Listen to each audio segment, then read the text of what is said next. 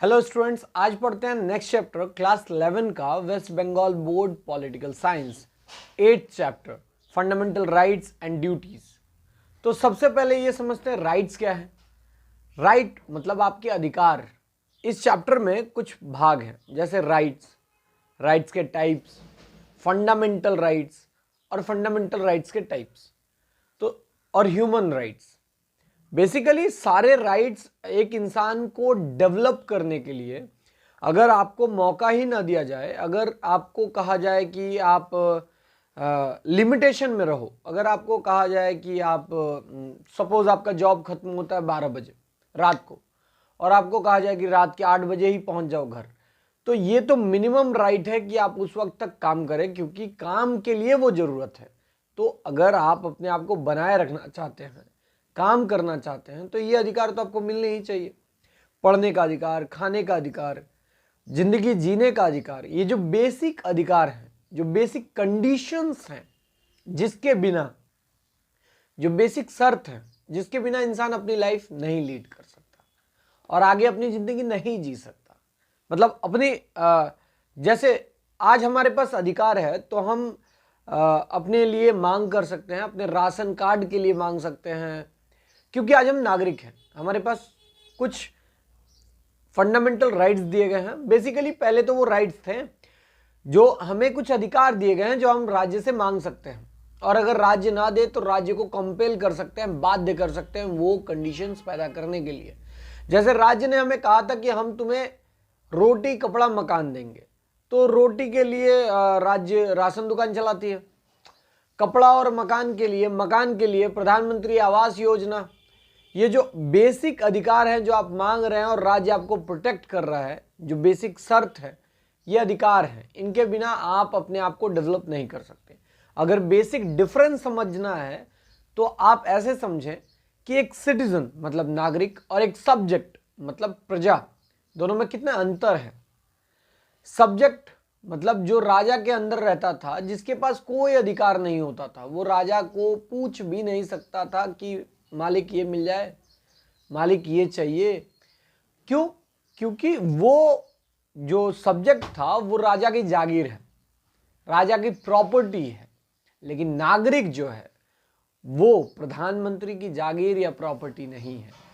यहां का कंसेप्ट ये है कि हमने प्रधानमंत्री बनाया, हमने राष्ट्रपति बनाया, वहां पे वो जो राजा हुआ करता था वो भगवान का दूत होता था। बहुत बढ़िया।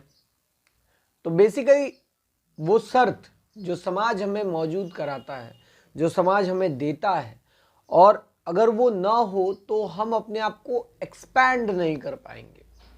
अगर ये मतलब ये आज़ादी नहीं होती कि बाबू तुम बैठ के वीडियो बनाओ, तो ना ही मैं ये वीडियो बना पाता, ना ही मैं जो मेरा स्किल है ये बनाने का, ये मैं अप्लाई नहीं कर पाता, और ना ही मैं आप लोगों तक कम्युनिकेट कर पाता। तो ये है वो बेसिक राइट जो कि मेरे माँ बाप ने मुझे नहीं रोका। तो बहुत सारे माँ बाप नहीं रोकते हैं, बहुत सारे के माँ बाप रोकते हैं। तो राइट क्या कहता है? Right implies certain conditions of the social life without which the fullest development of self is not possible। वो शर्त जिनके बिना एक इंसान अपने आप को एक्सपेंड नहीं कर सकता, अपने आप को डेवलप नहीं कर सकता, उन शर्तों को अधिकार कहते हैं जो समाज देता है। जब हमने संविधान बनाया तो हमें फंडामेंटल राइट्स मिले, हमें 6 राइट्स मिले जो कि राज्य ने दिए। राज्य ने कहा कि तुम पढ़ सकते हो, तुम्हें नौकरी करने का अधिकार होगा, तुम्हें समानता की अधिकार होगी, तुम्हें आज़ादी का अधिकार होगा, तुम्हें धर्म का अधिकार होगा, तुम शिक्षा का अधिकार होगा, तुम्हें जिंदगी जीने का अधिकार होगा। राज्य ने ये सारे अधिकार दिए क्योंकि ये वो शर्त है, ये वो कंडीशंस है जिनके बिना हम सक्सेसफुल नहीं हो सकते या अपनी जिंदगी को एक इंसान की तरह नहीं जी सकते। ठीक, तो राज्य ने कहा कि बाबू ऐसा नहीं है कि सिर्फ तुम अधिकार लोगे, तुम्हें कुछ कर्तव्य भी निभाने हैं। तो फंडामेंटल ड्यूटीज भी लिख लिया, कहा कि बाबू सिर्फ अधिकार लेने से नहीं चलेगा, ड्यूटीज भी निभाना पड़ेगा। पब्लिक प्रॉपर्टी को नुकसान नहीं पहुंचाओगे, जो हमारा जनगण मन है उस पर जब वो बजेगा तब तुम्हें खड़े होना है, जितने राष्ट्र चिन्ह राष्ट्र ध्वज हैं उनके सम्मान में खड़े होना है। तो राज्य ने हमें अधिकार देने के साथ साथ हमसे ड्यूटीज भी फुलफिल करने की मांग की। एक बेसिक बात समझे। आज कहा जाता है कि एक मजदूर को कम से कम 8 घंटे काम करना चाहिए, बस कम से कम 8 घंटे एक मजदूर को एक फैक्ट्री में काम करनी चाहिए। लेकिन आपको भी पता है और मुझे भी कि एक समय था जब भारतीय मजदूरों से अंग्रेज 24 घंटे काम करवा रहे थे। 24 तो नहीं करवाया जा सकता, मतलब 16-17 घंटे काम करवा सकते, मतलब सो उठो और काम पे लग जाओ। ये जो 16-17 घंटे काम करवाते थे और आज हम 8 घंटे सिर्फ काम करने का डिमांड करते हो, उस पर से शनिवार की आधी छुट्टी, रविवार की पूरी छुट्टी। ये आज हमारा अधिकार है, लेकिन उस वक्त हम चुपचाप कर रहे थे क्योंकि हम इवॉल्व हुए और हम समझ में आया कि हम इंसान हैं, हमें थोड़ा आराम भी चाहिए। हम सिर्फ मशीन नहीं है जो उसके तरह कोलू के बैल की तरह पिसते रहेंगे, तो ये नहीं हो सकता। तो ये जो 8 घंटा या 9 घंटे, इसको, इस प्रोपोजिशन को सरकार ने लिया, इसको सैंक्शन किया, मतलब इसके ऊपर थप्पा लगाया और कहा कि हाँ आज से ये अधिकार है, किसी भी मजदूर को 9 घंटे से ज्यादा काम नहीं करवाया जा सकता। तो देखें आज ये अधिकार है। उस वक्त वही चीज अधिकार नहीं थी क्योंकि वो दे नहीं रहा था और उस वक्त का समाज उसको सैंक्शन नहीं कर रहा था, लेकिन आज का समाज उसे सैंक्शन कर रहा है। तो राइट्स तभी आपके मतलब माने जाएंगे जब उसे समाज या लेजिस्लेचर, आपकी जो गवर्नमेंट है, वो सैंक्शन करेगी। सैंक्शन मतलब परमिशन देगी। जैसे किसी के माँ बाप अगर उसके बच्चे रात के 10 बजे भी आते हैं, 12 बजे भी आते हैं, तो वो नहीं बोलते क्योंकि वो सैंक्शन कर चुके हैं उन अधिकारों को। लेकिन किसी के माँ बाप उसी वक्त झगड़ा कर लेते हैं, है ना, तो उस वक्त जब झगड़ा करने लगते हैं, इसका मतलब वो राइट्स उन्होंने अभी तक उसको दिया ही नहीं है, सैंक्शन नहीं किया है।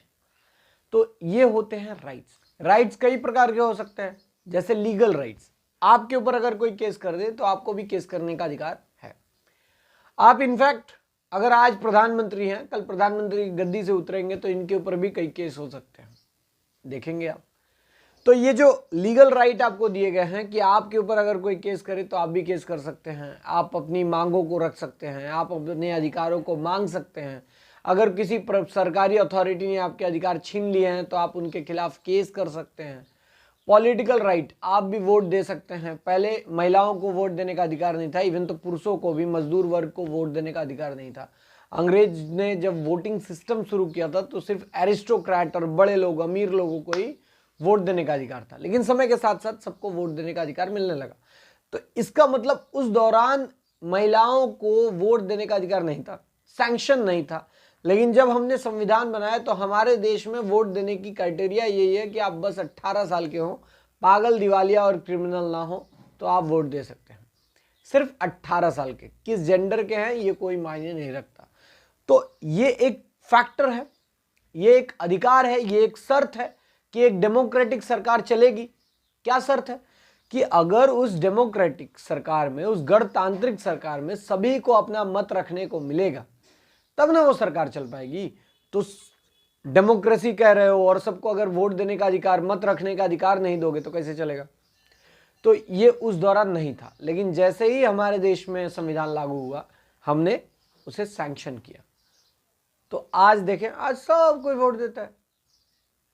इसीलिए पॉलिटिशियंस के लिए मतलब कोई कठिनाई नहीं है कि उनको मालूम है कि उनको किसको लुभाना है, अमीर को लुभाना है या गरीब को लुभाना है या किसी कम्युनिटी के अनुसार लुभाना है। तो देखिए राइट्स जो कि सही थे, जो कि मिलने चाहिए थे, जो कि अंग्रेजी सरकार में नहीं मिल रहा था, लेकिन जब हमारी गवर्नमेंट आई, जब देश आज़ाद हुआ, तो हमने सोचा कि हमारे लोगों को ये अधिकार तो मिलने ही चाहिए, तो सैंक्शन किया। तो ये है वो बेसिक राइट। तभी ना आज कम से कम हमारे देश में 5 साल बाद तो कम से कम मंत्री जी हाथ जोड़ के आते हैं। अगर ये बेसिक राइट भी नहीं होता तो 5 साल बाद भी मंत्री जी ऐसे नहीं आते। बात यह है कि वोट के बाद तो वो दिखाई नहीं देते हैं, लेकिन 5 साल बाद तो कम से कम दिखाई देते हैं। लेकिन अगर ये अधिकार नहीं होता तो 5 साल बाद भी दिखाई नहीं देते। तो देखें, ये एक बेसिक राइट था आपको मत रखने का, आपका कंसेंट रखने का, कि हाँ ये नेता चाहिए, हाँ ये सरकार चाहिए। ब्रिटिश सरकार तो हमारे मत से नहीं रख दी गई थी, राइट? तो ये जो मत रखने का अपना कंडीशन है, शर्त है, इसको बाद में सरकार ने रिकॉग्नाइज किया और ये एक राइट बना। Legal right, political right, civil right, आप समाज में रह सकते हैं, परिवार बना सकते हैं, घर खरीद सकते हैं, शांति से जिंदगी जी सकते हैं, इसमें कोई बाधा नहीं देगा। सोशल राइट, इकोनॉमिक राइट, ये बेसिक वो राइट्स हैं जो कि मिलने ही चाहिए थे। किसी सरकार ने, किसी डिक्टेटर ने या किसी कॉलोनियल माइंडसेट ने आपको इन अधिकारों से वंचित रखा और आपको लगा कि वाह कुछ नया मिल गया। लेकिन बेसिकली आप सोच के देखो कि अगर मैं एक इंसान हूं तो मुझे ये नहीं मिलना चाहिए। मुझे मेरा मत रखने का अधिकार नहीं है, मुझे कमाने का अधिकार नहीं है, मुझे घर खरीदने का अधिकार नहीं है, मुझे परिवार बनाने का अधिकार नहीं है। ये देगा कौन? अगर कभी आदि मानव आए होंगे तो वो जहां चाहे वहां रहे होंगे, जैसे चाहे वैसे रहे होंगे। क्या कोई सैंक्शन अथॉरिटी थी? कोई अथॉरिटी नहीं थी। लेकिन जब ब्रिटिश गवर्नमेंट थी तो ये सारे अधिकार हमसे छीन लिए, तो हमको स्पेशल लगा। बाद में जब हमारी गवर्नमेंट बनाई गई तो हमारे इन सारे अधिकारों को हमको गिन गिन के दिया गया, 1 2 3 4, और उसके ऊपर सैंक्शन लगाया गया। तो आज ये हमारे सारे अधिकार मौजूद है। जैसे civil rights, right to life. अब बताओ, राइट टू लाइफ देने की जरूरत है? जिंदगी जीने का अधिकार ये कोई देने की जरूरत है? जब हम आदि मानव थे तो क्या किसी ने कहा था कि जिंदगी जीने का अधिकार दिया जाएगा? ऐसा कुछ नहीं। जब हम आदि मानव थे या जब नेचर से हम आए थे तो हमारे जिंदगी जीने का अधिकार था, राइट टू फ्रीडम थी। बाद में बीच में जब शासक आए, जब राजा आया, जब कॉलोनी आई, है ना, इन लोगों ने उन अधिकारों को छीना और ऐसा फील कराया कि देखो तुम्हें ये दे रहे हैं, ये अधिकार तुम्हें मिल रहा है। बाद में उन कंडीशंस को हमें दिया गया, उन शर्तों को हमें दिया गया और सरकार ने सैंक्शन लगाई। Clear? Right to freedom, right to property, property का अधिकार होना चाहिए। राइट टू कॉन्ट्रैक्ट, जो कि लीगल राइट है, आप किसी के साथ कॉन्ट्रैक्ट कर सकते हैं। Right to equality before law and equal protection of the law, कानून के नज़र में आप बराबर हैं और कानून आपको भी बराबरी से देखेगा और आपको भी बराबर रूप से आपको अधिकार दिया जाएगा। Right to family, right to religion, ये सारी बेसिक राइट्स, शर्त हमें हमारा अधिकार है, क्योंकि जिंदगी जीने के लिए ये सब चाहिए। हम पंछी नहीं हैं, हम जानवर नहीं हैं जिसे कैद कर लिया जाए। हम इंसान हैं। अगर मनुष्य हैं तो क्रिमिनल, मतलब दूसरों के अधिकार छीन ले रहे हैं, उन वाले मनुष्यों की बात नहीं कर रहे हैं। हम वो मनुष्य की बात कर रहे हैं जो जिंदगी जीना चाहता है और जीने देना चाहता है। तो जिंदगी जीने और जीने देने वालों इंसानों के लिए ये सारे अधिकार होने चाहिए और ये सब मामूली अधिकार है। ये कोई स्पेशल थोड़ी है कि मतलब सारी दीवारें सोने की कर दी जाएं। ये अधिकार नहीं मांग रहे हैं, ये अधिकार बेसिक हैं जो कि नेचर ने दिया है। जब नेचर से हम आए थे, जब नेचुरल लॉ था, तो नेचर ने ही दिया कि भैया खाओ पियो, जहां रहना है वहां रहो। इसमें कोई स्पेशलिटी नहीं थी। लेकिन बीच में इस कॉलोनियल माइंडसेट ने ऐसा हमें फील कराया कि देखो हम तुम्हें ये अधिकार दे रहे हैं, देखो तुम्हें हम ये अधिकार दे रहे हैं। Political right, right to vote, right to got elected, right to get government services, right to appeal. आज आपके पास अपील करने का भी अधिकार है। अगर आप मजिस्ट्रेट कोर्ट में हार जाएंगे तो सेशंस में हार गए तो हाई कोर्ट में हार गए तो सुप्रीम कोर्ट, ये भी एक अधिकार है। जैसे अगर मान लीजिए आपका एक मामला मजिस्ट्रेट की जगह ना होकर डायरेक्ट सेशन कोर्ट से शुरू हो तो आप एक कोर्ट हार जाएंगे, मतलब आपके पास एक अपॉर्चुनिटी कम हो जाएगी। मतलब किसी ने कहा जोर जबरदस्ती की नहीं, तुम्हारा ये मामला मजिस्ट्रेट से नहीं चलेगा, डायरेक्ट सेशन से चलेगा, तो यहाँ पे आपका एक राइट टूट रहा है। कौन सा? क्योंकि आप अगर मजिस्ट्रेट मिल जाते हैं तो सेशन से आपका एक अपील वाला पार्ट रहता, लेकिन सेशन से ही शुरू होगा तो एक अपील वाला पार्ट खत्म हो गया। तो ये आपका अधिकार है, right to appeal. Right to criticise the government, democracy है और जब तक रहेगी तब तक ये आपका अधिकार है कि आप सरकार की आलोचना कर सकते हैं, क्योंकि of the people, by the people, for the people. यहाँ पे जो प्रधानमंत्री है वो किसी देवी शक्ति का रूप नहीं है, यहाँ लोगों ने बनाया है सोशल कॉन्ट्रैक्ट थ्योरी के बेसिस पे। सोशल कॉन्ट्रैक्ट थ्योरी मतलब सामाजिक समझौते का सिद्धांत। लोगों ने खुद तय किया कि हम उनको ये अधिकार देंगे, तुमको ये अधिकार देंगे और अपने आप को ये सारी अधिकारें दी जाएंगी। Social right, right to life, right to move freely, right to family life, right to social equality, right to culture, right to religion, ये सारे अधिकार हैं। इकोनॉमिक राइट, कमाने का अधिकार तो पहले भी था, लेकिन धीरे धीरे अब उसे उस सेंस से देखा जा रहा है कि एम्प्लॉयमेंट एक अपॉर्चुनिटी है। जैसे जब अंग्रेज थे तो वो बेसिकली काम को रोक के रखे थे, सबको सब वाला काम नहीं करने दे रहे थे, मतलब सब आईएएस आईपीएस या फिर सबकी शिक्षा एक जैसी हो जाए ऐसा कोई सिस्टम था नहीं, बाधा थी। तो जो बाधाएं थी तो सबको नहीं मिल रहा था और हर जगह महिलाएं काम नहीं कर रही थी। तो आज देखें, आज right to equality, equal pay for equal work, महिलाओं को बराबर पेमेंट मिलनी चाहिए, ये वाला कंसेप्ट। तो धीरे धीरे हम एवॉल्व कर रहे हैं। Equal pay for equal work क्यों? क्योंकि आज की कंडीशन का मांग ये है कि परिवार एक जन नहीं चला सकता, 2 लोग चाहिए, क्योंकि महंगाई जिस हिसाब से चल रही है। तो भैया पेमेंट तो बराबर मिलनी चाहिए, क्योंकि काम तो वो भी बराबर रूप से कर रही है।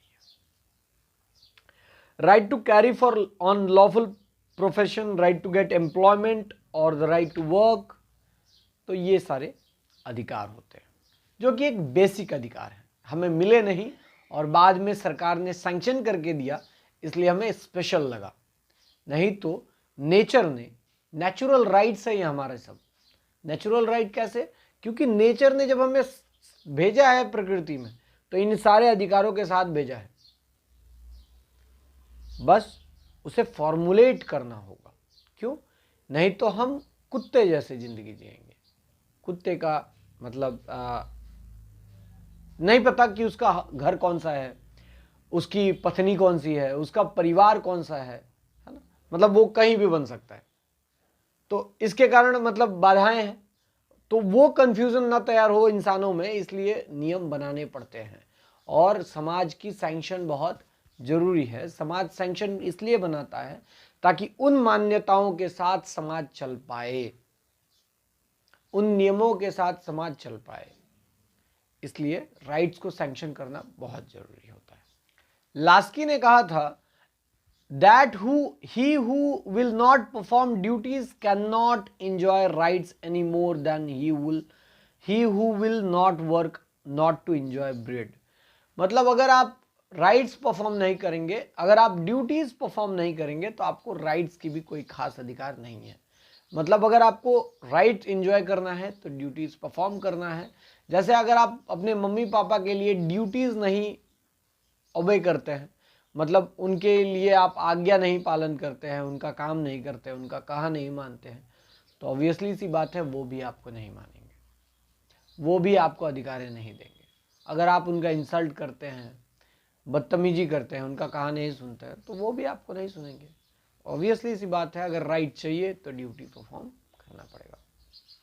फिर जैसे मैंने बताया कि ये तो सारे नेचुरल राइट्स हैं, लेकिन बीच में जो कॉलोनियल आ गए थे, राजा रानी आ गए थे, मतलब पूरे वर्ल्ड पे, और इन लोगों ने लोगों के अधिकारों का खूब हनन किया। क्योंकि अगर आप दूसरों के अधिकार को नहीं छीनेंगे तो आप शासक बनेंगे कैसे? अगर आपको शासक बनना है तो दूसरे के अधिकारों को छीनना है, तो दूसरों के अधिकार छीनेंगे तो आप शासक बनेंगे। तो शासक बना अंग्रेज, लगभग 200 साल शासन किया।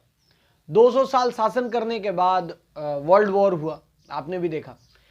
फर्स्ट वर्ल्ड वॉर हुआ, सेकेंड वर्ल्ड वॉर हुआ, जिसमें अमेरिका ने जापान के नागासाकी और हिरोशिमा पे बम गिरा दिए।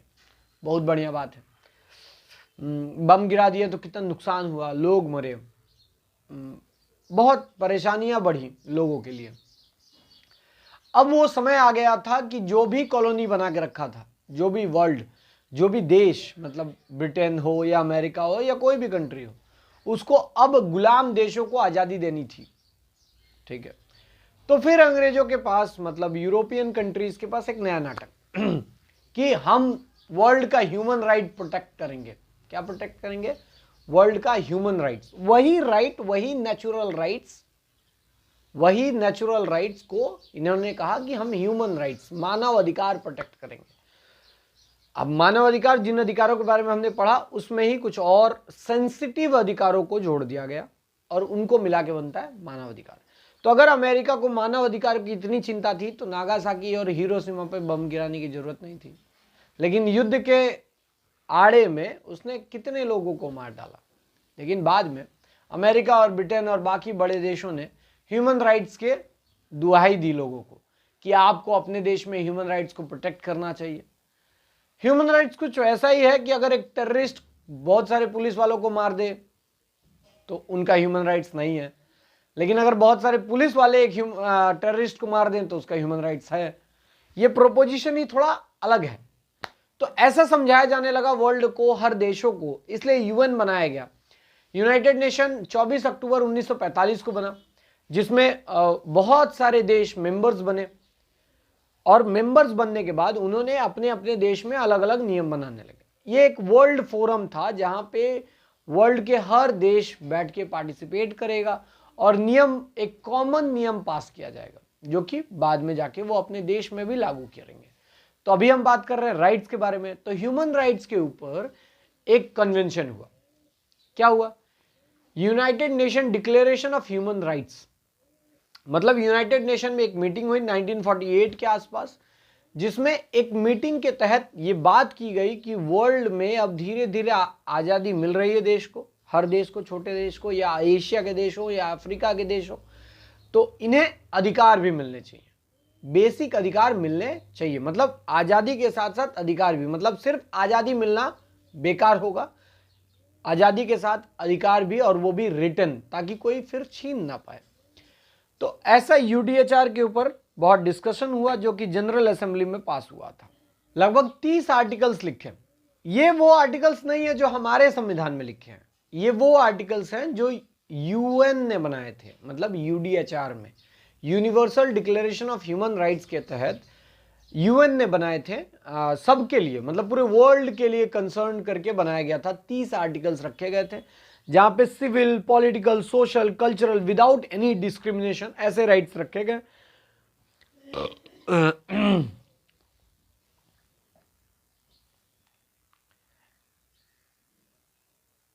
कौन कौन से राइट्स हैं?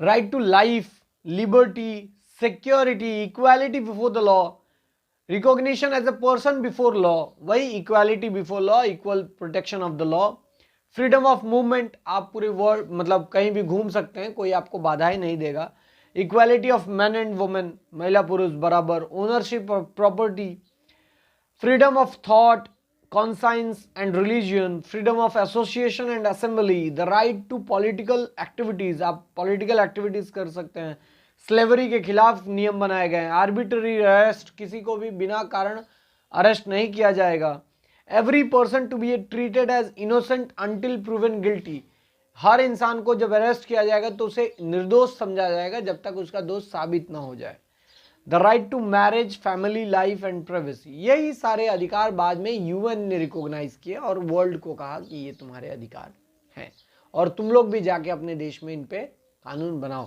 तो ये 1948 में पास हुए और हमारे देश में संविधान बनना 1946 से स्टार्ट हो चुका था और 1949 में हमने संविधान बना के रेडी कर लिया था। तो संविधान में हमने बहुत सारे प्रोविजंस हमारे मौजूद थे ऑलरेडी, इनसे सिमिलर प्रोविजंस मौजूद थे, और बाद में जो नहीं थे वो अलग अलग अमेंडमेंट्स में हमने इनकॉर्पोरेट कर लिए। और राइट टू लाइफ तो आज इतना बड़ा है, इतनी बड़ी एम्बिट है कि बहुत सारी प्रोविजंस मैच करती हैं। जैसे राइट टू लाइफ में right to privacy, right to sleep, right to eat, right to electricity, ये सारी राइट टू लाइफ में आ चुकी हैं। तो ये सब ह्यूमन राइट्स हैं जो कि बाद में यूएन के द्वारा या बाकी एजेंसीज के द्वारा रिकॉग्नाइज किए गए कि ये बेसिक अधिकार हैं जो इंसान को मिलना चाहिए। अब बात करते हैं फंडामेंटल राइट्स के बारे में। जैसे ह्यूमन राइट्स हमने देखा, फिर यूडीएचआर मतलब universal declaration of human rights जो यूएन ने 30 आर्टिकलों का एक समूह बनाया। इसके बाद मतलब 1945 से वर्ल्ड में ये कंसर्न सबके यहाँ पहुँच चुकी थी कि भैया अब सबके राइट्स होने चाहिए और वो लिखे होने चाहिए, मतलब अब वो सैंक्शन के द्वारा होने चाहिए। मतलब वर्बली कितने दिन तक अधिकारों के बारे में चर्चा होगी, क्योंकि नियम जो होने चाहिए वो लिखे ताकि सबको पता हो। तो अब समय आ चुका था फंडामेंटल राइट्स के बारे में। तो हमारा संविधान जब बन रहा था, हमारा संविधान 1946 से लेकर 1949 तक बना, तो हमने अपने संविधान में फंडामेंटल राइट्स रखे।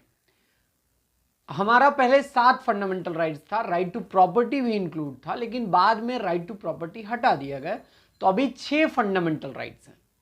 हाँ, right to equality, right to freedom, right to life, right against exploitation, right to freedom of religion, cultural and educational right and constitutional remedies. ये 6 फंडामेंटल राइट्स हमारे संविधान में हैं जो कि लिखित रूप से मौजूद है। अब फंडामेंटल क्या होता है?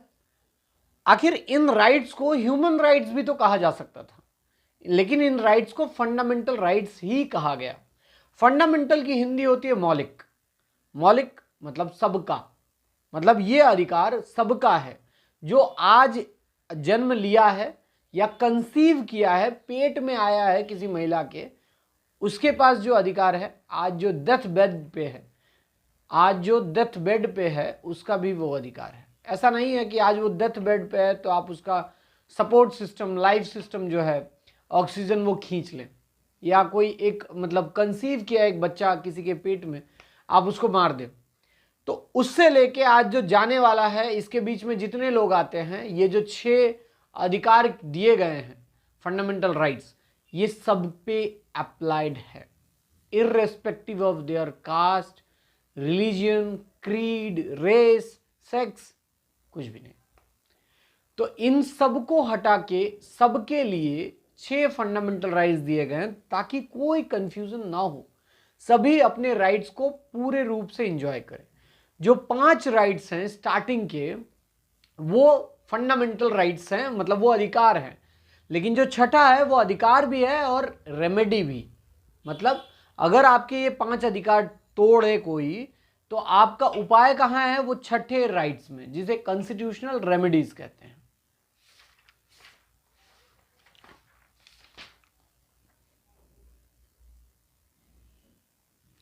अच्छा, कुछ इंट्रोडक्शन पढ़ते हैं। The fundamental rights as incorporated in the constitution of India are mixture of ideas of western liberalism and socialism. वो जो फंडामेंटल राइट्स है वो थोड़ा मिले हुए हैं, मतलब इसमें थोड़ा सोशलिज्म भी है, मतलब जिसमें समाजवाद भी दिखता है और थोड़ा उदारवाद भी दिखता है। Fundamental rights guarantees the condition necessary for individual to attain his best. Fundamental rights वो एक कंडीशन है, वो एक सिचुएशन है जहां पे एक इंसान अपना मतलब सबसे बेस्ट वर्जन एब्जॉर्व करता है, मतलब अपने आप को पूरे रूप से हासिल करता है। मतलब अगर एक इंसान को समानता ना दी जाए, आज़ादी ना दी जाए, तो वो कैसे विकसित कर सकता है? नहीं कर सकता है। तो ये वो समय है, ये वो सिचुएशन है, ये वो कंडीशंस हैं जो फंडामेंटल राइट्स, जो हमारा कॉन्स्टिट्यूशन देता है हर एक नागरिक को। The American Declaration of Independence, adopted in Philadelphia Conference in 1776, set forth philosophy of fundamental human rights. It declares, "We hold these truths to be self-evident that all men are created equal." मतलब जब America आज़ाद हुआ, उसके बाद America ने अपने लिए संविधान की बात की, अपने लिए राइट्स की बात की है। जब बिल ऑफ राइट्स तैयार किया तो उसका वर्जन क्या था? उसका वर्जन ये था that all men are created equal, सभी लोग बराबर हैं, that they are endowed by their creator with certain unalienable rights। जो हमारे खुदा ने, हमारे भगवान ने जो हमें बनाया है, इसमें हमें कुछ ऐसे राइट दिए हैं जो कि कोई नहीं छीन सकता। ये राइट्स हमारा है और इसको कोई ले नहीं सकता। तो ये राइट्स हमारा है जो कि हमसे कोई नहीं छीन सकता, इसलिए इसे फंडामेंटल कहा गया, क्योंकि मौलिक, सबका। अच्छा, क्या जरूरत है कि मतलब मौलिक अधिकार लिख दिए गए?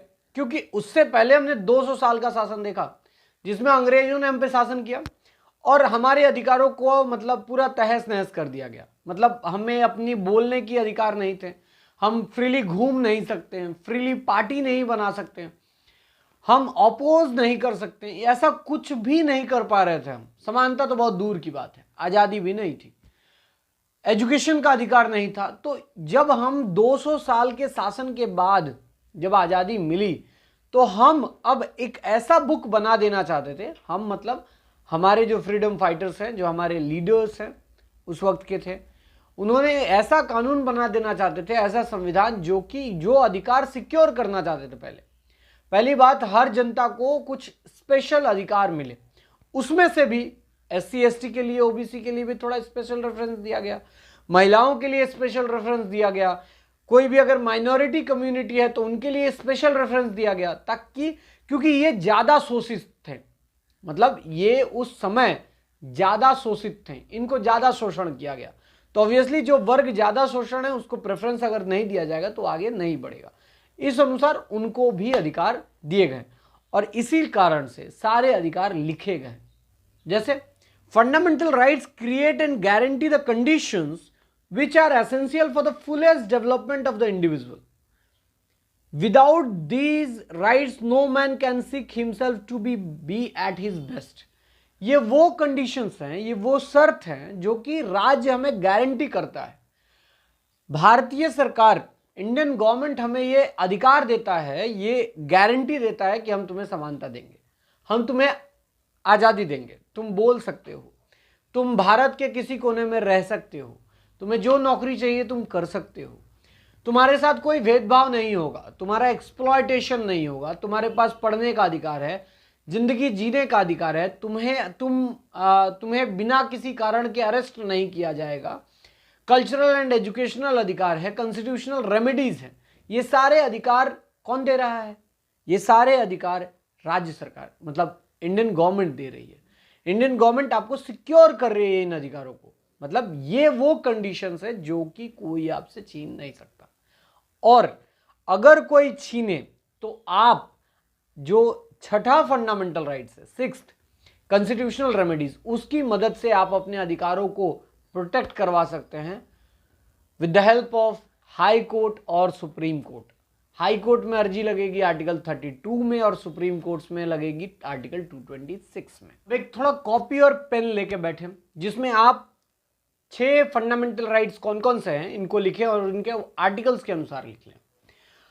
राइट टू इक्वालिटी आर्टिकल 14 से लेकर 18 तक, राइट टू फ्रीडम आर्टिकल 19 से लेकर 22 तक, राइट अगेंस्ट एक्सप्लॉयटेशन आर्टिकल 23 और 24, right to freedom of religion article 25 से लेकर 28 तक, cultural and educational right article 29 से लेकर 30, right to constitutional remedies article 32। तो ये 6 फंडामेंटल राइट्स हैं जो कि हमें गारंटी देता है कॉन्स्टिट्यूशन, और इसका जो प्रोटेक्टर है कॉन्स्टिट्यूशन है और साथ में गवर्नमेंट है।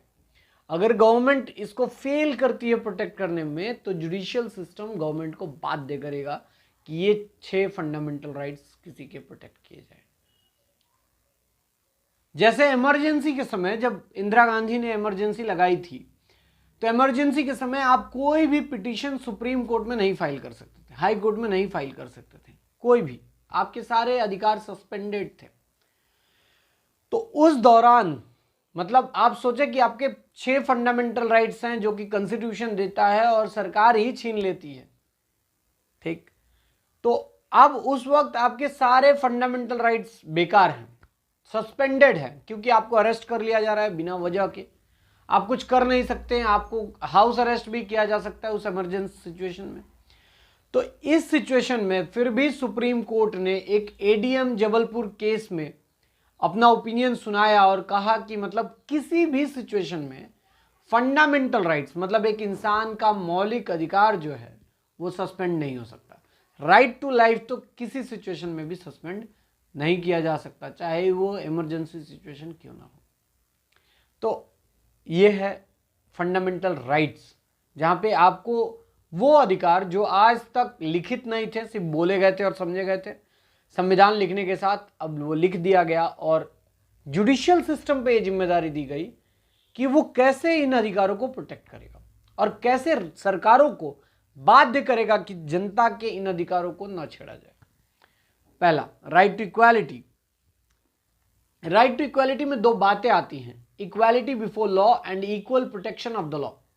मतलब कानून के समक्ष समानता, और कानून सबको बराबर समानता देगा। मतलब अगर सलमान खान पकड़ लें, आप राम रहीम समझ लें,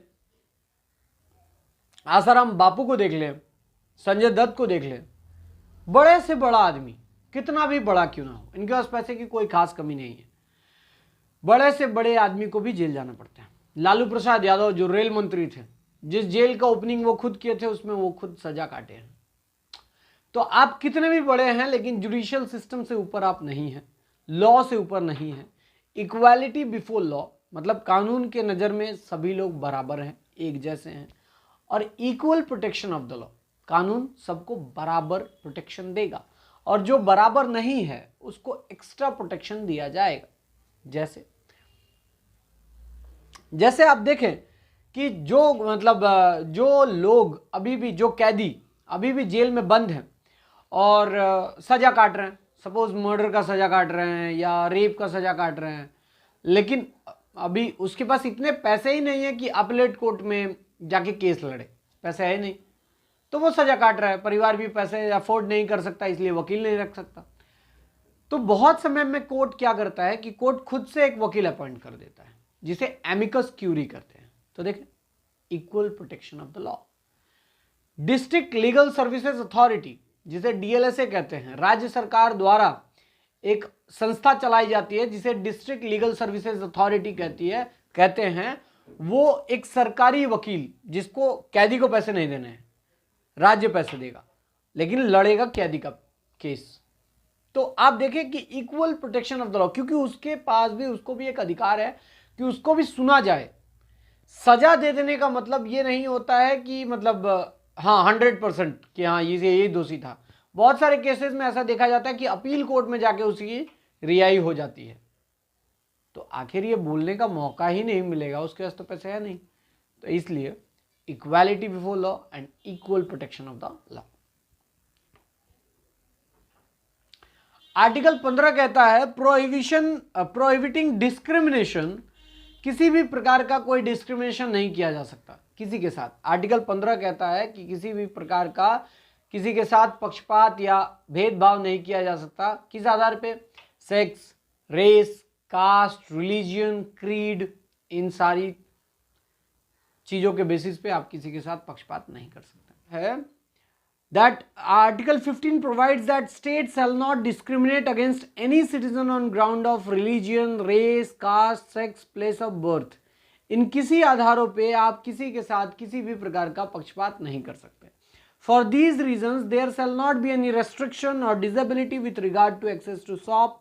आप किसी को रोक नहीं सकते कहाँ जाने से? बाजार, public restaurants, hotels, places of public interest, use of wells, tanks, bathing Ghat, road, etc. मतलब आर्टिकल 15 कहता है कि किसी के साथ किसी भी प्रकार का भेदभाव नहीं किया जाएगा, मतलब सभी लोग बराबर हैं। आर्टिकल 15 का ही सब क्लॉज 2, आर्टिकल 15 का सब क्लॉज 2 कहता है कि अगर राज्य सरकार चाहे तो वो बच्चों के लिए और महिलाओं के लिए और सोशल बैकवर्ड क्लासेस के लिए, किस किस के लिए? बच्चों के लिए, महिलाओं के लिए और सोशल बैकवर्ड क्लासेस के लिए अगर राज्य सरकारें चाहें तो उनके लिए कुछ स्पेशल कानून बना सकते हैं और जिसके ऊपर कोई भी छेड़खानी नहीं, अगर राज्य सरकार चाहे तो उनके लिए कानून बना सकती है और इसे भेदभाव नहीं समझा जाएगा। क्यों? क्योंकि समय ने दिखाया है, पास्ट में हम ये जानते हैं कि बच्चों के साथ, महिलाओं के साथ और सोशली बैकवर्ड क्लासेस के साथ ज़्यादा जातियाँ हुई हैं, उन्हें ज़्यादा परेशानियाँ झेलनी पड़ी हैं। तो जब उसे ज़्यादा परेशानी झेलनी पड़ी है तो इसीलिए उनको प्रेफरेंस दिया जाता है। लेडी सीट बुक रहता है, ये इक्वालिटी के खिलाफ नहीं है, ये उनको थोड़ा प्रोटेक्शन दी जा रही है, जिसे प्रोटेक्टिव डिस्क्रिमिनेशन कहते हैं। Article 16 right to equality of opportunity for all citizens in matters relating to employment और अपॉइंटमेंट। मतलब हर एक इंसान को, हर एक नागरिक को समान मौका मिलेगा। किस चीज का? नौकरी पाने का, नौकरी के लिए अप्लाई करने का। किसी का कोई बाधा नहीं होगा कि आप मतलब इस जाति से हैं तो आप नहीं अप्लाई कर सकते हैं। तो सबको अपॉर्चुनिटी मिलेगी कि वो अपॉइंटमेंट पा सके, वो जॉब पा सके, एम्प्लॉयमेंट में वो भर्ती पा सके, तो सबको। तो आर्टिकल 16 कहता है right to equality of opportunity in relating to employment and appointment. और कोई भी इन नौकरियों देने में, मतलब अगर आपको किसी को नौकरी देना है या फिर निकालना है तो उसका बेसिस ये नहीं हो सकता कि तुम लड़की हो इसलिए तुमको नौकरी नहीं दे रहे हैं, तुम इस जाति के हो इसलिए तुमको नौकरी नहीं दे रहे हैं। इन ग्राउंड्स पे आप किसी को नहीं निकाल सकते हैं। आर्टिकल 16 ये देता है। आर्टिकल 17 क्या कहता है? Article 17 prohibition of untouchability. Article 17 कहता है कि आप किसी भी प्रकार का अनटचेबिलिटी मतलब भेदभाव, छुआछूत ये नहीं चलाएंगे, और अगर चलाएंगे तो वो पनिशमेंट होगा। इसके लिए SC/ST एक्ट बनाया गया है कि अगर आप किसी उस पिछड़े वर्ग की जाति के लोगों के साथ अगर मारधाड़ या उनको कम्युनल बातें कहते हैं या टोन मारते हैं तो इसके लिए भी पनिशमेंट है। तो प्रोहिबिशन ऑफ अनटचेबिलिटी मतलब ऐसा कोशिश किया गया कि किसी के अनुसार, किसी चीज के अनुसार समाज में भेदभाव न फैले, जो कि गांधी जी ने कहा था। गांधी जी ने यहां तक कहा था कि जो पिछड़े हुए लोग हैं, जो दलित समाज के लोग हैं, उन्हें हरिजन कहा था। हरि मतलब भगवान, जन मतलब लोग, मतलब भगवान के लोग हैं इन्हें। तो आखिर इक्वालिटी आएगी कैसे? अगर अनटचेबिलिटी खत्म नहीं होगा तो इक्वालिटी आएगी कैसे? लेकिन फिर भी आप आज भी देख सकते हैं कि जो नेता होते हैं वो नेता किसी दलित के यहाँ, किसी या छोटे किसी दलित के यहाँ या पिछड़े वर्ग के लोगों के यहाँ जब खाना खाने जाता है तो आप देखेंगे कि प्लेट अपने गाड़ी में लेके आता है, ग्लास अपने घर से लेके आता है, या उनके साथ बैठ के ठीक से खाता नहीं, उनके बर्तन में नहीं खाता, नया चकाचक बर्तन या पत्ते में खाता है ना। अभी एक वीडियो बहुत वायरल हुआ जहां पे एक महिला थी, वो किसी दलित समाज के यहाँ खाना खाने गई थी, बंगाल की बात है। उसके बाद वो खाना खाते, मतलब खाना परोसा गया, उसके बाद फोटो वोटो खींचा गया, जैसे ही फोटो हो गया वो उठ के भाग गई। ये है अनटचेबिलिटी को बढ़ावा देना, टचेबिलिटी को बढ़ावा देना, छुआछूत को बढ़ावा देना। यह है छुआछूत को बढ़ावा देने का तरीका। तो इसे मना किया गया आर्टिकल 17 में। आर्टिकल 18 में क्या कहा? आर्टिकल 18 कहता है कि आप किसी भी प्रकार का टाइटल यूज नहीं कर सकते अपने नाम के आगे, सम्राट, ऐसा नहीं, आप ऐसे यूज नहीं कर सकते। वो टाइटल्स जो अंग्रेजों ने दिए थे उन टाइटल्स को आप यूज नहीं कर सकते। जैसे नवाब, पटौदी, सैफ अली खान, नहीं, सिर्फ सैफ अली खान।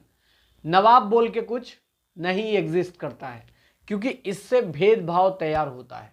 बोलने के लिए बोल सकते हैं, लिखने के लिए नहीं लिख सकते। रविंद्रनाथ टैगोर जी को मिला था नाइटहुड की उपाधि। तो आर्टिकल 18 के अनुसार अगर आज रविंद्रनाथ टैगोर होते तो अपने उस टाइटल को वो यूज नहीं कर सकते थे, क्योंकि फॉरेन गवर्नमेंट से मिली हुई कोई भी अवार्ड, ऑनर या टाइटल उसे आप यूज नहीं करेंगे, क्योंकि ये समानता लाने। लेकिन इसका एक्सेप्शन है, जैसे भारत रत्न सचिन तेंदुलकर, पद्म भूषण, है ना, ये जो टाइटल हैं ये भारत सरकार देती है एकेडमिशियन को देख के और मिलिट्री को देख के। लेफ्टिनेंट जनरल, कॉलोनेल, ऐसा जो लेफ्टिनेंट, ये जो टाइटल्स हैं ये तो भारत सरकार दे रही है, तो ये सब एक्सेप्शन है। लेकिन आप नवाब, नाइटहुड, ऐसे ऐसे अपने टाइटल्स नहीं लगा सकते नाम के आगे, जो कि मना है आर्टिकल 18 में, और जो कि माना जाएगा कि ये इक्वालिटी के खिलाफ है। तो आर्टिकल 14 से 18 तक आप देख सकते हैं कि जितने भी प्रोविजंस हैं वो इक्वालिटी के बारे में ही बता रहा है किसी ना किसी तरीके से। अब बात करते हैं right to freedom. Right to freedom शुरू होता है आर्टिकल 19 से लेकर 22 तक। आर्टिकल 19 अपने आप में बहुत ब्रॉड है, जिसमें बहुत सारी चीजों को प्रोटेक्ट किया गया है। क्या क्या? Right to freedom of speech and expression. Article 19 आपको अधिकार देता है कि आप बोल सकते हैं और अपने आप को एक्सप्रेस कर सकते हैं, कार्टून बना के, लिख के, यूट्यूब वीडियोस बना के, रील्स बना के, ये कोई बाधा नहीं दे सकता, ये आपका अधिकार है। Right to freedom of speech and expression. Right to freedom assemble peacefully and without arms. Article 19(1)(b कहता है कि आप कहीं भी असेंबली बना सकते हैं, मतलब आप सभा इकट्ठा कर सकते हैं, लेकिन बिना हथियारों के। वो पीसफुल होना चाहिए, शांतिपूर्वक होना चाहिए। Next, right to freedom to form association and unions. आपको इस बात की भी आज़ादी है कि आप चाहें तो अपनी यूनियंस बना सकते हैं, student union, trade union, auto union, ये जितने यूनियंस हैं आप भी एक नया यूनियन बना सकते हैं। Youth union, Facebook union, WhatsApp group union, ऐसे जो यूनियन बनाना चाहें अगर क्वालिफाई करता है तो। D, right to freedom to move freely through out India. Article 19 clause 1 clause D ये कहता है कि आप भारत में कहीं भी घूम सकते हैं फ्रीली, मतलब भारत जहां से जहां तक शुरू होता है यहां किसी भी प्रकार की बाधाएं नहीं होंगी कि आप नहीं जा सकते।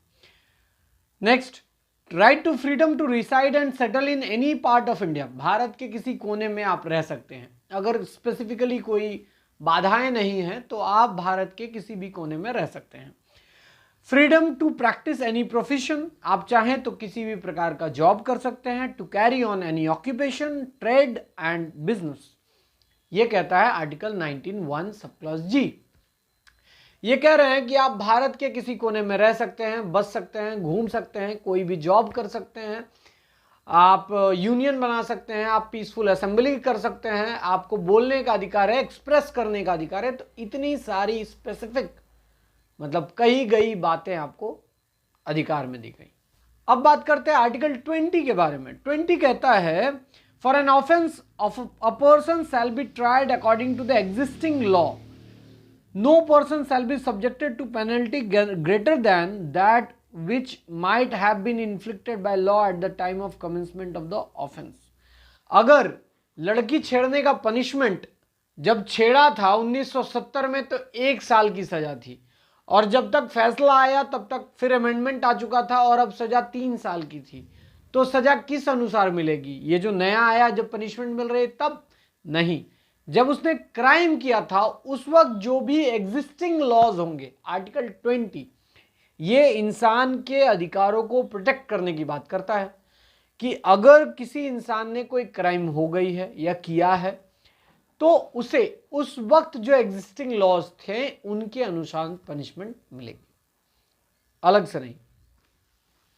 और ग्रेटर देन नहीं मिलेगा, मतलब जो पनिशमेंट उस वक्त था वही पनिशमेंट मिलेगा। अगर क्राइम करने के वक्त अगर पनिशमेंट 1 साल का था तो फैसला देने के वक्त अगर 3 साल अमेंडमेंट हो चुका है तो ऐसा नहीं होगा। आगे, no person shall be prosecuted and punish for the same offence more than once, एक इंसान को एक ही क्राइम के लिए 2 बार सजाएं नहीं मिलेंगी। आर्टिकल 20 सब क्लॉज 2 कहता है अगर आपने एक जन की मर्डर किया है और उस मर्डर के लिए आपने एक बार सजा काट ली है तो फिर उसी मर्डर के लिए आप दूसरी बार सजा नहीं काटेंगे। ये वाला एंगल एक मूवी में दिखाया था जिसका नाम था अंधा कानून, अमिताभ बच्चन थे उस मूवी में। एक ही क्राइम के लिए 1 बार पनिशमेंट मिलेगी। सब क्लॉज 3 जो कहता है आर्टिकल 20 का, वो कहता है no person shall be compelled to be witness against himself, अगर आपने कोई क्राइम किया है तो कोई पुलिस, कोर्ट या कोई भी इंसान, कोई भी इंस्टीट्यूशन आपको बाध्य नहीं कर सकता कि आप खुद अपने खिलाफ गवाही दें, ये कोई नहीं कर सकता। तो आप आजाद हैं। तो आर्टिकल 20 प्रोटेक्शन देता है एज ए एक्यूज्ड भी, आप अगर किसी केस के आरोपी हैं तो उस अनुसार भी आपको प्रोटेक्शन देता है आर्टिकल 20। आर्टिकल 21 क्या कहता है? Right to life and personal liberty, वो आपके जिंदगी के अधिकार के बारे में बात करता है और आपकी आज़ादी के बारे में बात करता है। इस आर्टिकल 21 का जो एम्बिट है वो बहुत बड़ा है। अभी आप क्लास 11 में हैं, जैसे आप क्लास 12 में जाएंगे आगे अगर इस सब्जेक्ट पे पढ़ाई करेंगे तो आपको पता चलेगा आर्टिकल 21 जो है वो मोरल लेस हर फंडामेंटल राइट्स या ह्यूमन राइट्स आर्टिकल 21 से होके गुजरता है। क्योंकि एक जमाना था जब हम स्कूल में फोन लेके जाते थे तो टीचर बहुत मारता था, मैंने भी खाई है गलती से भी अगर एक बार फोन लेके चले गए तो। लेकिन आज के समय में टीचर खुद कहते हैं कि भैया फोन लेके आओ, तब क्लास करने में सुविधा होगी। हमको अगर कोई ग्रुप में सेंड करना है तो तुम फोन नहीं लेके आओगे तो कैसे सेंड करेंगे? तो उस जमाने से आज इस जमाने तक पहले जो मोबाइल फोन था वो राइट टू लाइफ मतलब लाइवलीहुड के पार्ट में नहीं आ रहा था, क्योंकि उस वक्त वो एक लेविश माना जा रहा था, लग्जरियस थिंग्स माने जाते थे। लेकिन आज वो इंपॉर्टेंट हिस्सा है, उसके बिना तो आप चल ही नहीं सकते। तो देखिए एक समय के अनुसार आज राइट इलेक्ट्रिसिटी जो एक्सेस करना है ये हमारी जिंदगी का पार्ट है, क्योंकि अगर इलेक्ट्रिसिटी होगा तो हम ज़्यादा देर काम कर पाएंगे, ज़्यादा प्रोडक्टिव हो पाएंगे।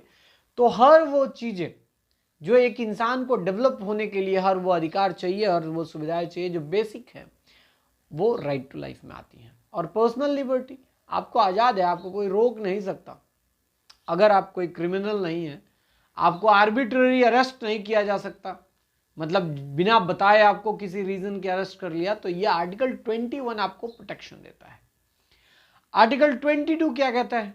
आर्टिकल 22 कहता है specific steps against the arbitrary detention, अगर कहीं जगह पे आपको जोर जबरदस्ती अरेस्ट कर लिया गया है, आपको आर्बिट्ररी अरेस्ट के खिलाफ आप कोर्ट में जा सकते हैं, आर्टिकल 226 में जा सकते हैं, हेवियस कॉर्पस का पिटीशन डाल सकते हैं, आर्टिकल 32 में आप सुप्रीम कोर्ट का दरवाजा खटखटा सकते हैं, लेकिन अगर सरकार ने यूएपीए मतलब अनलॉफुल प्रिवेंशन एक्टिविटीज एक्ट के अंदर अगर किसी इंसान को अरेस्ट कर लिया गया है, जैसे उमर खालिद सीए के दौरान बहुत सारे भड़काऊ भाषण थे, सरजिल इमाम, बहुत सारे भड़काऊ भाषण थे, इन लोगों पे सरकार ने क्या किया, यूएपीए लगा दिया, unlawful activities of prevention act, ऐसा, तो यूएपीए लगा दिया। तो अब ये सरकार इन दोनों को अरेस्ट कर ली। अब दूसरे चश्मे से देखा जाए तो ये आर्बिट्ररी अरेस्ट है, क्योंकि एक तरफ तो कह रहा है कि अगर किसी को अरेस्ट करना है तो उसका वजह बताना है, लेकिन इसका वजह तो उतना पुख्ता नहीं है। लेकिन दूसरी तरफ अगर राज्य सरकारों मतलब सरकारों को अपने ऊपर खतरा लग रहा है इस इंसान के भाषण से, तो इन कानूनों के तहत अरेस्ट किया जा सकता है। ऐसा नहीं है कि ये सिर्फ बीजेपी की सरकार में चल रही है, और ऐसा नहीं है कि ये सिर्फ भारत में है, वर्ल्ड के हर देश के पास ऐसे कुछ कानून बनाए हैं जिसके अनुसार सरकार किसी को भी कभी भी अरेस्ट कर लेती है, और इन मामलों में लगभग 6-6 महीने तक कोई चार्जशीट नहीं होता है और कोई बेल भी नहीं मिलता है।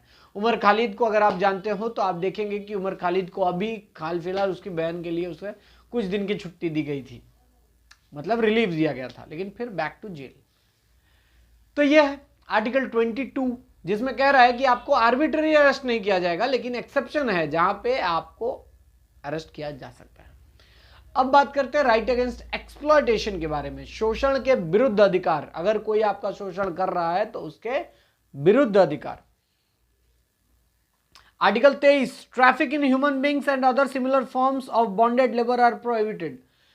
इंसानों को, ट्रैफिक मतलब होता है buying and selling of a person, मतलब इंसानों को आप खरीद और बेच नहीं सकते, ये मना है, प्रोहिबिट है, और अगर ऐसा आप करते हैं तो दंडित किए जाएंगे।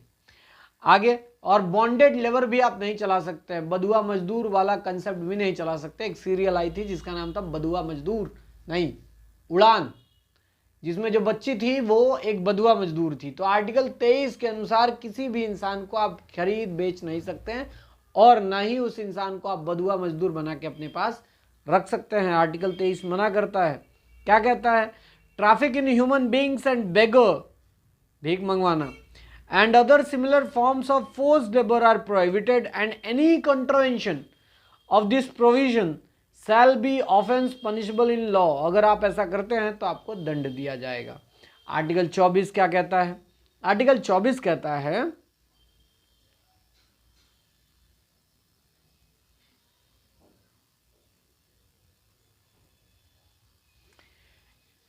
it provides that no case of child below may be employed to work in any factory or mine or engaged in other hazardous employment।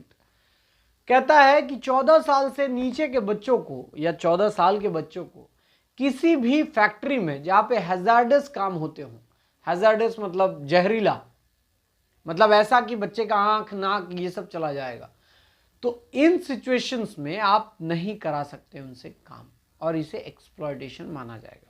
Bharat के 75 साल की आज़ादी के बाद भी अभी भी यही हाल है, अभी भी ऐसा ही चल रहा है। 75 साल होने वाले हैं, लेकिन इसके बाद भी अभी भी 14 साल से छोटे बच्चों से ही ज़्यादातर एम्प्लॉयमेंट करवाया जाता है, क्योंकि मिल मालिकों को फ़ायदा है, क्योंकि पूरे पैसे नहीं देने पड़ते। अगला अधिकार है right to freedom of religion. आप हिंदू हैं, मुसलमान हैं, आप क्रिश्चियन हैं, सिख हैं, पारसी हैं, आप भारत में कोई भी धर्म प्रोफेस करते हैं, आप किसी भी धर्म के हैं, तो भारत एक सेकुलर देश है जो आपको आपकी धर्म की आज़ादी देता है। आप अपने धर्म को प्रोफेस कर सकते हैं। जैसे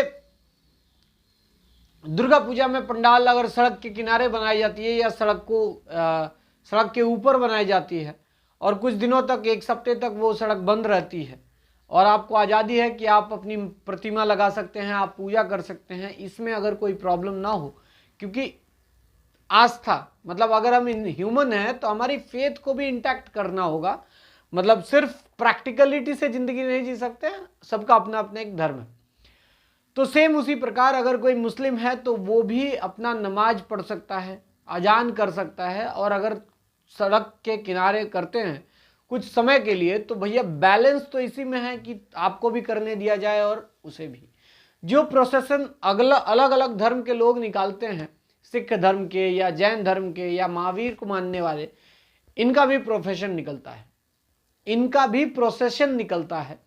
तो इस प्रोसेशन को कोई बाधा नहीं देता, राइट। तो इनमें भी भेदभाव नहीं करना चाहिए जब तक आप अगर सेकुलरिज्म में बिलीव करते हैं।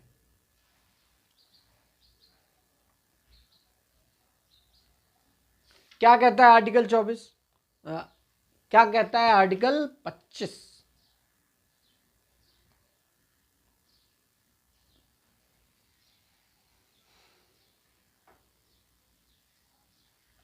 हाँ, आर्टिकल 25 कहता है freedom of conscience and free profession practice and propagation of religion. आप चाहें तो अपने धर्म का फ्री, मतलब आपको कोई बाधा नहीं है कि आप किस धर्म को प्रोफेस करेंगे, आप अपने धर्म को आगे बढ़ाएंगे, आप अपने धर्म को मानेंगे, इसमें कोई आपको रोक नहीं सकता। आगे आप प्रैक्टिस कर सकते हैं, आप प्रोपगेट कर सकते हैं, प्रचार चला सकते हैं। जैसे आप ईसाइयों में देखें कि वो आप किसी भी अनुष्ठान में चले जाएं, वो छोटे छोटे बाइबल बांट रहे हैं। ये क्या है? प्रोपगेशन है ये एक धर्म का। आप गीता समारोह में चले जाएं, गीता के किताब दिए जाते हैं, तो ये प्रोपगेशन है। किसी भी प्रकार की कोई बाधाएं नहीं है आर्टिकल 25 में। आप किसी भी धर्म को मानते हैं, आप प्रैक्टिस कर सकते हैं और प्रोपगेट भी कर सकते हैं। आर्टिकल 26 कहता है freedom to management religious institutions and affairs. आप चाहें तो उसी पैसे से एक इंस्टीट्यूशंस बना सकते हैं। जैसे हिंदुओं को चाहिए मंदिर, मुसलमानों को चाहिए मस्जिद, सिखों को चाहिए गुरुद्वारा और ईसाइयों को चाहिए गिरजाघर, चर्च। तो सबको कुछ ना कुछ एक इंस्टीट्यूशन चाहिए जहां पे बैठ के वो अपनी आस्था और अपने ईश्वर को याद करेंगे। इसके लिए आर्टिकल 26 आज़ादी देता है कि तुम चाहो तो इंस्टीट्यूशन भी बना सकते हो। Freedom to management religious institution, आप अपने इंस्टीट्यूशन को चला सकते हैं एंड उससे संबंधित अफेयर्स। आर्टिकल 27 कहता है नो कंपल्सन टू पे taxes for promotion of any religion. आप अपने धर्म को बढ़ावा दे रहे हैं, आप अपने धर्म का प्रचार कर रहे हैं, इसके लिए आपको टैक्स देने की कोई जरूरत नहीं है। आर्टिकल 28 कहता है prohibition compulsory religious instruction in institution maintain by state fund. अगर कोई स्कूल, कोई संस्था अगर स्टेट फंड के द्वारा चल रही है तो वहां पे धार्मिक शिक्षाएं नहीं दी जाएंगी। अगर राज्य सरकार के द्वारा पैसा दिया जाता है तो वहां पे किसी भी स्पेसिफिक धर्म की शिक्षा नहीं दी जाएगी। क्या कहता है? No religious instruction shall be provided in any educational institution maintained out of state fund. अगर राज्य के पैसे से चल रहा है तो वहां पे धार्मिक शिक्षा नहीं मिलेगी। अब बात करते हैं cultural and educational rights, article 29 and 30। Cultural and educational rights क्या है? आर्टिकल 29 कहता है the article seeks to protect the interest of minority communities. ये माइनॉरिटीज कम्युनिटीज को प्रोटेक्ट करते हैं। जैसे हमारे देश में मुस्लिम्स को माइनॉरिटी माना जाता है, हमारे देश में पारसीज को माइनॉरिटी माना जाता है, जैन धर्म को, जैनिज्म को मानने वाले को माइनॉरिटी माना जाता है, तो इनके इंटरेस्ट को भी प्रोटेक्ट किया जाएगा। This article confers the freedom to all citizens residing in different parts of land to conserve their distinct language, script and cultures. अगर कोई माइनॉरिटी समाज से है और कहीं भी भारत के इलाके में रहता है तो उनको अधिकार है कि वो अपने भाषा, अपने लेख और अपने संस्कृति को बचा सकते हैं, प्रोटेक्ट कर सकते हैं। The state shall not impose upon it any culture other than community's own culture. राज्य कभी भी इन माइनॉरिटीज ग्रुप पे कोई और कल्चर नहीं थोपेगा जब तक वो अपना कल्चर चलाते हैं। This article further assures that no citizen shall be denied admission into any state run or state aided educational institution on ground only of religion, race, caste, language etcetera. ये article और भी कहता है कि किसी भी कम्युनिटी के लोगों के साथ किसी भी प्रकार की भेदभाव नहीं होगी, उसे किसी भी इंस्टीट्यूशन में एंट्री लेने से, एडमिशन लेने से मना नहीं किया जाएगा based on caste, race, language etcetera. Article 30 कहता है right to establish an educational institution by the minorities. अगर माइनॉरिटी चाहें तो वो खुद एक स्कूल बना सकते हैं for minority community. Right to administer it, चाहे तो उसे चला भी सकते हैं। Right to get state grants for it without discrimination, और अगर वो कम्युनिटी चाहे तो वो राज्य सरकार से अनुदान या ग्रांट या गिफ्ट के रूप में कुछ पैसे पा सकता है, जिससे वो स्कूल चला सकता है। माइनॉरिटी कम्युनिटीज को यह अधिकार दिया गया। अब बात करते हैं छठे और फाइनल फंडामेंटल राइट्स के बारे में। ये राइट कम रेमेडीज ज्यादा है। क्या है इसका नाम? Right to constitutional remedies. मतलब ये वो तरीका है, जैसे अगर मैं आपको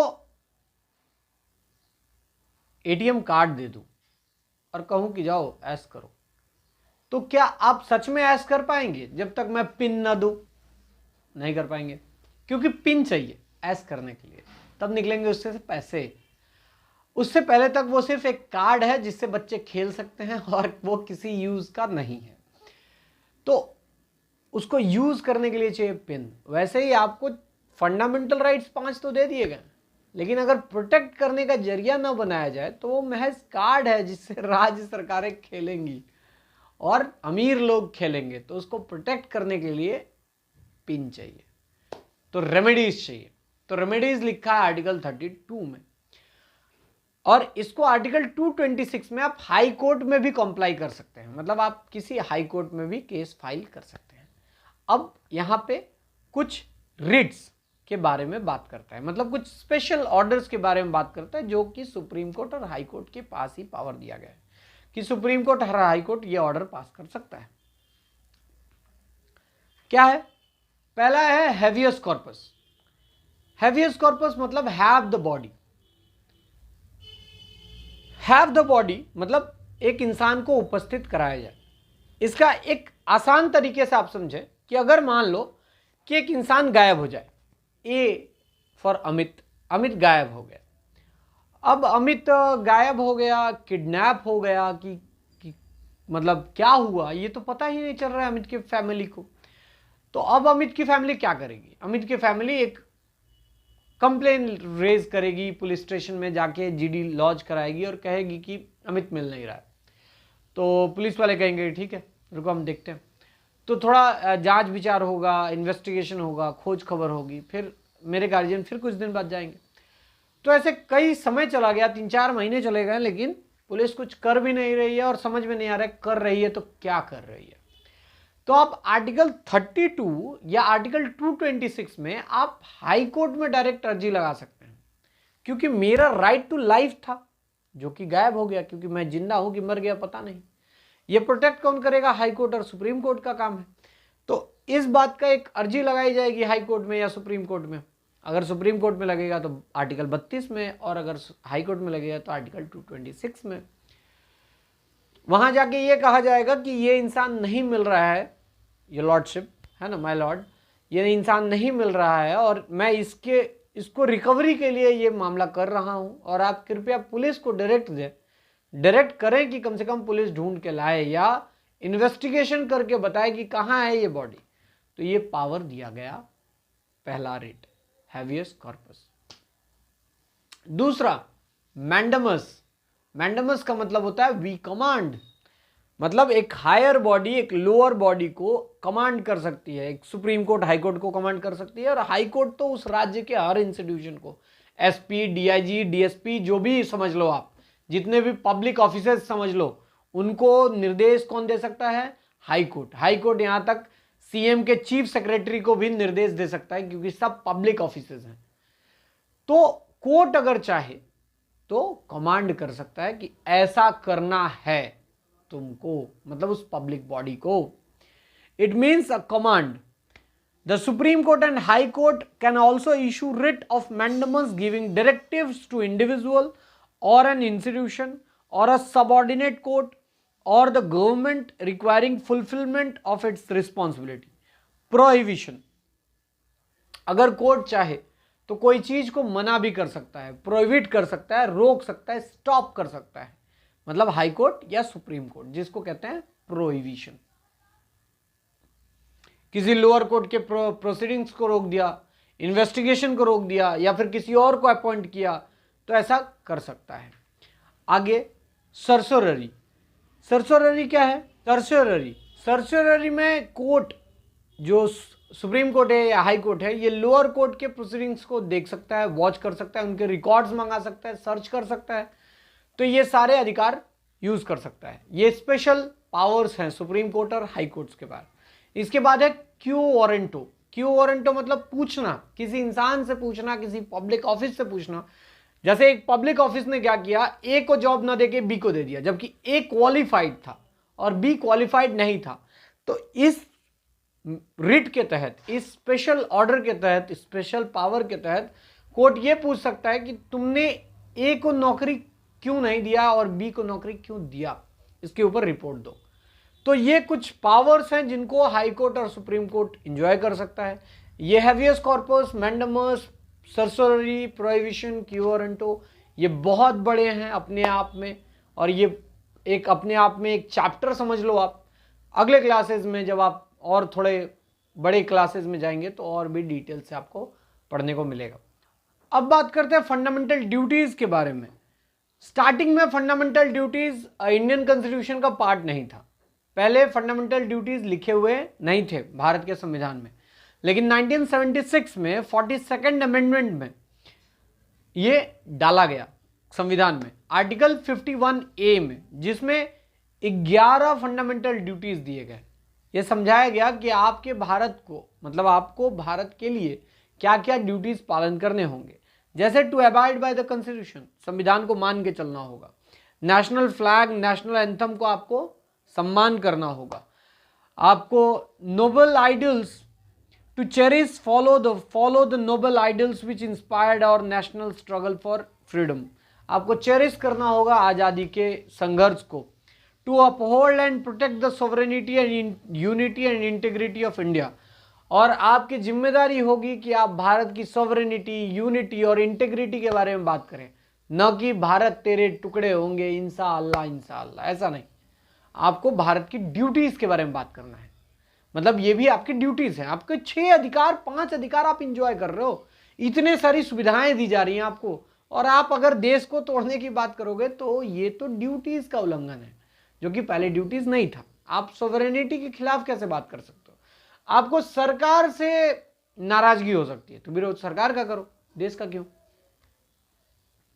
to defend the country and render national services when called upon, Bharat को डिफेंड करो। आपको अगर देश को कोई बुरा कहे तो आप उसे डिफेंड करें। आप जब जरूरत पड़े देश को आपकी, तो आप देश की मदद करें। टू प्रमोट हार्मनी, भाईचारा फैलाएं। To value and preserve the rich heritage of composite culture, Bharat में जो संस्कृति है उसे बनाए रखें। समुद्र, नदी, तालाब, जंगल, एनवायरमेंट, इनको प्रोटेक्ट करें। टू डेवलप साइंटिफिक टेम्पर, एक ह्यूमनिज्म, एक साइंटिफिक तैयार करें अपने अंदर। To safeguard public property, public property को नष्ट न करें। जब भी हम स्ट्राइक में जाते हैं या सरकार के खिलाफ हमें गुस्सा होता है तो हम बैठ के स्टेशन और ट्रेन उड़ाने लगते हैं। ये क्या मतलब है? ये तुम्हें ही नहीं चलने मिलेगा कल। अगर कल को तुम्हारे मम्मी पापा की तबीयत खराब हो जाए और एक जगह से दूसरी जगह जाना हो और ट्रेन जला हुआ हो तो हो गया सत्यानाश। तो सरकार का प्रोटेस्ट करना और सरकार को गाली देना और देश को गाली देना, ये दोनों में फर्क समझना होगा, क्योंकि देश 1947 से चला आ रहा है, सरकारें बदल रही हैं और बदलेंगी। To strive towards excellence in all sphere of individuals collective activities so that nation constantly rise, आपको अपने देश को, अपने इंडिविजुअल को तो बढ़ाना है, और अगर आप अपने आप को बढ़ाएंगे तो देश अपने आप बढ़ेगा। To provide opportunities by parents और guardian for education to the child, 11वां ड्यूटी यह है कि हर माता पिता को अपने बच्चे को एजुकेशन दिलवाना है। ये फोर्सेबल नहीं है, ऐसा नहीं है कोई माता पिता अपने बच्चे को अगर एजुकेशन ना दिलाए तो उन्हें जेल भेज दिया जाएगा। ये जो ड्यूटीज हैं ये एनफोर्सेबल नहीं है, बस कह दिए गए हैं, बता दिए गए हैं कि इनको पालन करो।